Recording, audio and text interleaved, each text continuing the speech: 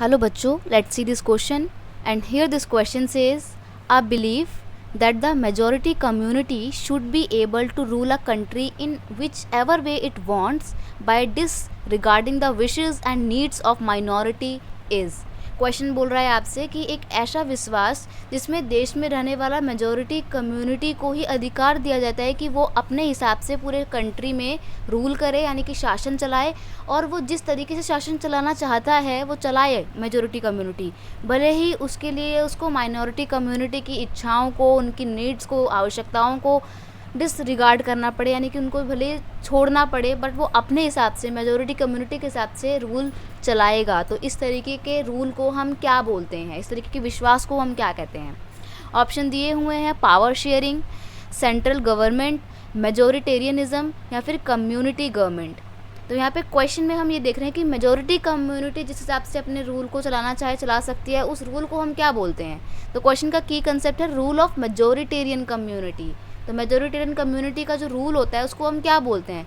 Power sharing उसको बिल्कुल नहीं बोला जाता है। क्यों नहीं बोला जाता है? क्योंकि पावर्स तो फिर अलग अलग ग्रुप में डिस्ट्रीब्यूट की जाएगी, लेकिन यहाँ पे तो बोल रहा है कि सारी की सारी पावर किसके पास होगी? मेजोरिटी कम्युनिटी के पास होगी। तो ये ऑप्शन एलिमिनेट हो गया। सेंट्रल गवर्नमेंट की यहाँ पे बात हुई नहीं, क्योंकि यहाँ पे बात हो रही है मेजॉरिटी कम्युनिटी की, राइट? तो ये भी नहीं होगा।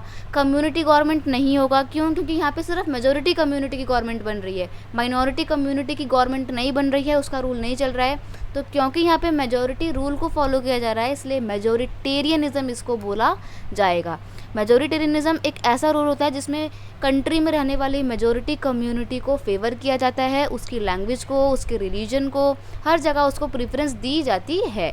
तो श्रीलंका में मेजोरिटेरियनिज्म इस्टेब्लिश हुआ था 1956 के बाद से। श्रीलंकन गवर्नमेंट ने सिन्हाला कम्युनिटी, जो कि एक मेजोरिटेरियन कम्युनिटी थी श्रीलंका में, उसकी लैंग्वेज को ऑफिशियल लैंग्वेज डिक्लेयर किया था, और साथ ही साथ मेजोरिटी कम्युनिटी यानी कि सिन्हाला कम्युनिटी के द्वारा जो रिलीजन प्रैक्टिस किया जाता था बुद्धिज़्म, उस बुद्धिज़्म को उन्होंने ऑफिशियल रिलीजन यानी कि सरकार के द्वारा सहायता प्रदान धर्म का दर्जा भी दिया था। तो इस तरीके से 1956 के बाद से श्रीलंका में मेजोरिटेरियनिज्म गवर्नमेंट की इस्टेब्लिशमेंट होती है। So option C is your final answer. I hope you understood it well. Best of luck.